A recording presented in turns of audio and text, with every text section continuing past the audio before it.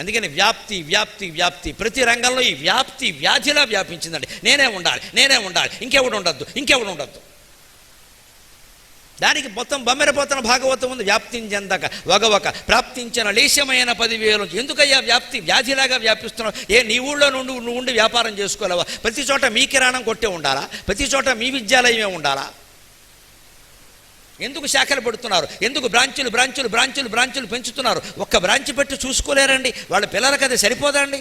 ఇంకెక్కడైనా పక్క ఊరు వాళ్ళు వచ్చి, ఏమండి మీ స్కూల్లో చాలా బాగుందండి, మీరు మా ఊళ్ళో స్కూల్ పెట్టండి అంటే, ఆ ఊళ్ళో నిరుద్యోగుల్ని ప్రోత్సహించి పెట్టించండి. ఎంత మానవత్వం నిలబడుతుందో. మనం వెళ్ళి అక్కడ పెట్టేయడమండి. మొత్తం 4 ఊళ్ళు పెరగగానే దున్నేయడమండి. మొత్తం ఈ సంపాదన సొమ్మంతా పట్టుకెళ్ళి రాజకీయాల్లో పట్టుకెళ్ళి. అందుకని అంతిమంగా మనకి పదవులు, పీఠాలు అంతే. మొత్తం ఈ సొమ్మంతా అక్కడ పెట్టాం పట్టుకెళ్ళి. ఏమైంది? బతుకు బండలైంది. చెప్తే బాగుండదు కానీ.